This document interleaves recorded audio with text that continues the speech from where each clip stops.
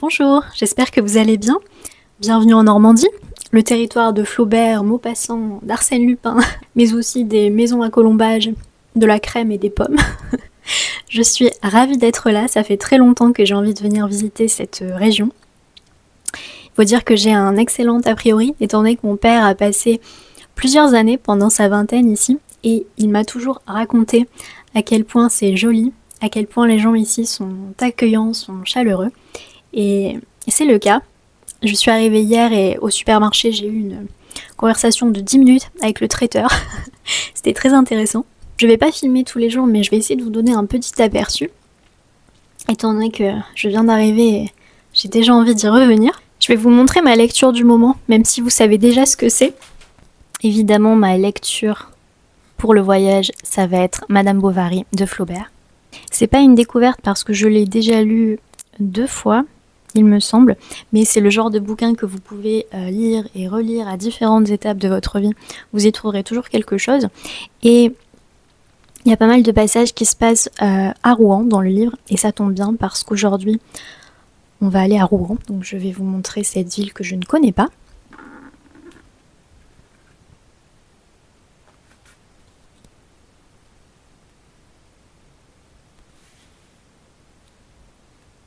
Cette phrase est absolument géniale, c'est probablement l'une des meilleures punchlines de la littérature. La conversation de Charles était plate comme un trottoir de rue.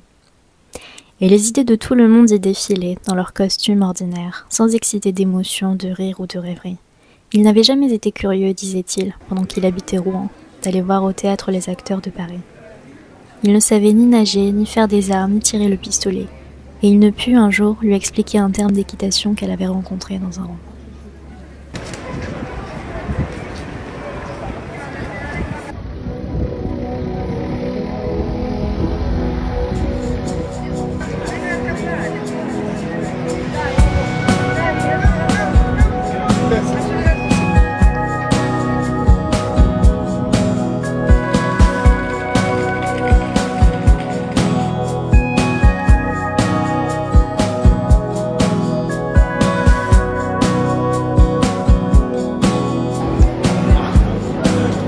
Ça c'est la Lune, le dernier quartier.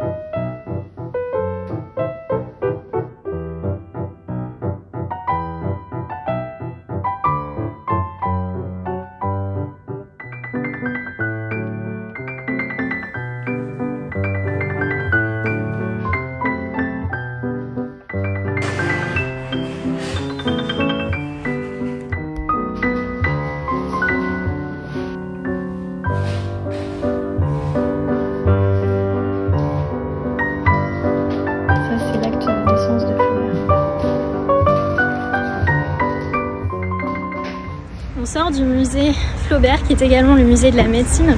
Il faut savoir que le père de Flaubert était médecin, et même si dans Madame Bovary, Flaubert est très critique du personnage de Charles Bovary, qui est officier de santé, eh bien il s'est beaucoup servi de son expérience en tant qu'enfant pour décrire justement dans son roman certains gestes médicaux. Et contrairement à Charles, qui est un médecin, un officier de santé assez pathétique, eh bien le père de Flaubert, lui, était un docteur très compétent, très réputé.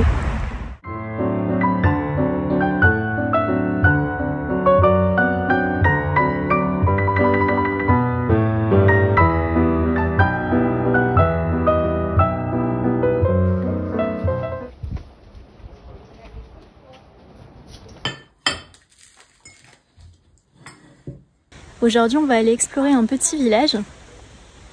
C'est charmant, vous allez voir.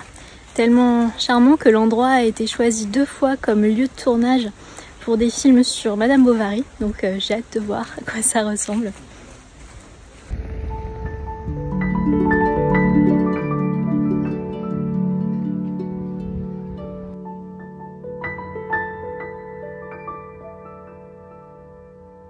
Il était trop mignon celui-là.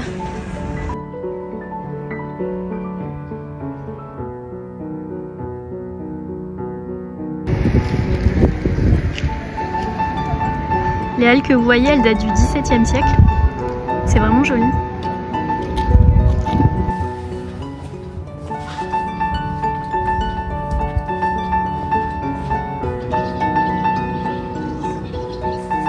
Ici, on a la maison où Maurice Ravel a composé. C'est tellement charmant.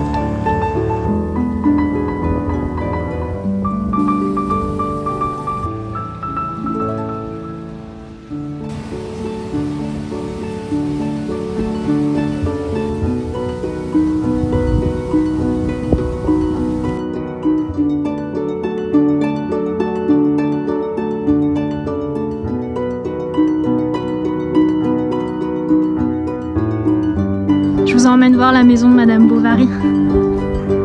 Dans le film, ça c'est la maison de Madame Bovary.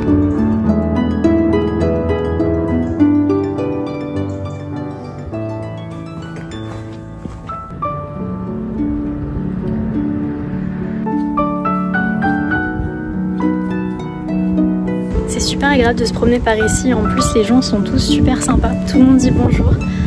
Ça fait plaisir.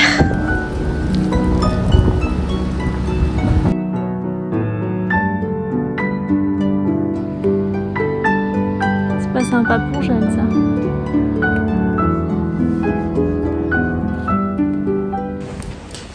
Nous sommes à Ry, le petit village de Ry qui aurait inspiré Flaubert pour la création de Madame Bovary. Vous allez vous dire, elle est folle, elle est complètement obsédée, elle a organisé tout son voyage par rapport à ça. Non, pas du tout, c'est qu'on est à côté, donc je vous donne l'information et vous en faites ce que vous voulez. L'information, c'est que Flaubert, pour créer le personnage de Madame Bovary, se serait inspiré en partie d'une histoire vraie qui s'est passée ici, à Ry, en l'occurrence d'un fait divers. Celui d'une jeune femme, Delphine Couturier, qui épousa à 17 ans Eugène Delamarre, un médecin triste à mourir alors qu'elle ne rêvait que de Paris et de passion. Delphine eut des amants, dépensa sans compter, et finalement, accablée de dettes, mit fin à ses jours à seulement 27 ans, en ingérant du cyanure.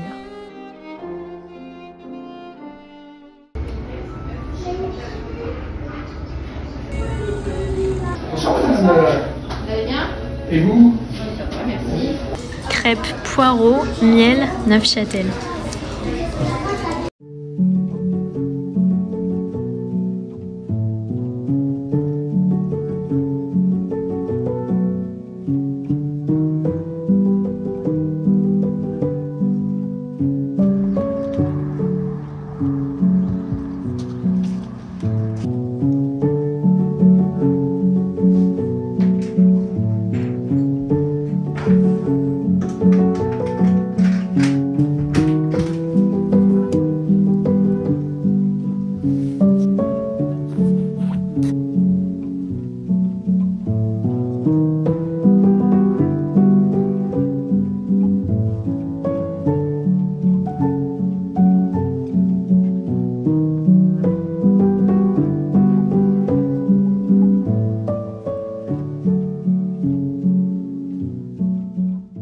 Nous sommes dans le Calvados, dans un petit village qui s'appelle Bonneville-la-Louvet.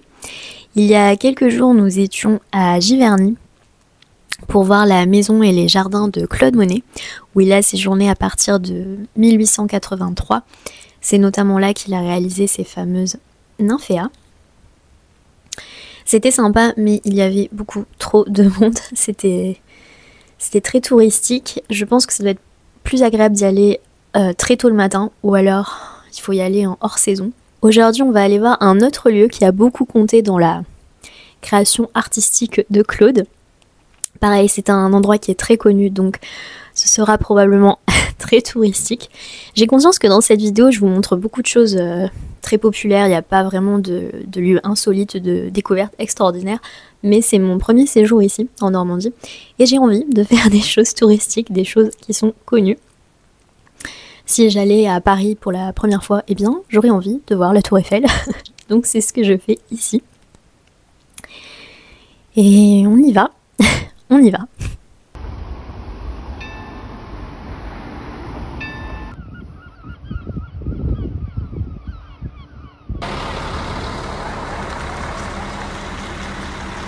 Il y a plein de cars, de groupes de touristes.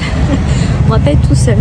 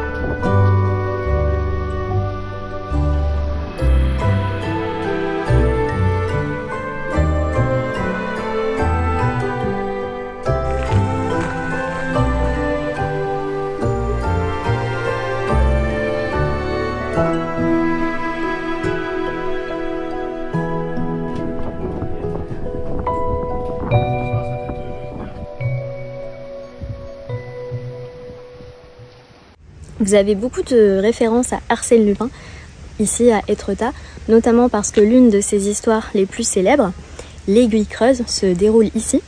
Je ne l'ai pas lu, donc je ne pourrais pas vous le recommander. Il y a également Maupassant qui a vécu quelques années ici pendant son enfance, et pareil, il s'est beaucoup inspiré des lieux pour la création de certaines de ses nouvelles, de certains de ses romans, pour décrire la vie des pêcheurs, la côte, les falaises. Et évidemment, vous avez Claude Monet, je crois que j'en ai parlé un petit peu ce matin, qui a beaucoup peint ici, essentiellement de 1883 à 1886. Et une chose que je viens d'apprendre, que je ne savais pas, et que je trouve très intéressante, c'est qu'à la mort de sa première femme, Camille, en 1879, je crois, eh bien, il a peint de moins en moins de personnages et de plus en plus d'éléments naturels. Il avait une prédilection pour les paysages tumultueux. Il préférait d'ailleurs l'hiver à l'été, ici. Et je trouve ça très beau. C'est comme si à la perte de l'être aimé, il s'était désintéressé de la société, de l'humanité pour se consacrer à la nature. C'est beau.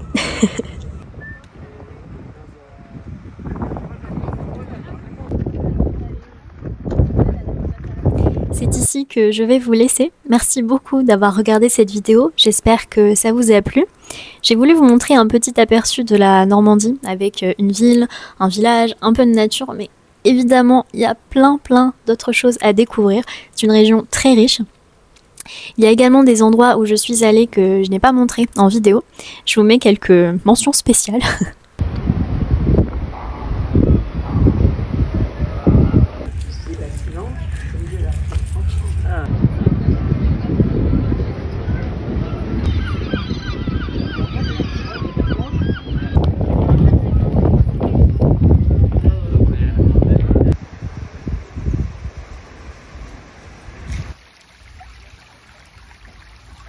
Si vous voulez soutenir la chaîne, vous avez un lien dans la description où vous pouvez faire un petit don de 2-3 euros. Ça m'aide beaucoup, ça me fait très plaisir. Ça me paye mon café. En attendant qu'on se retrouve, prenez bien soin de vous et de vos proches. Salut! Il commence à pleuvoir, je sais pas si vous entendez.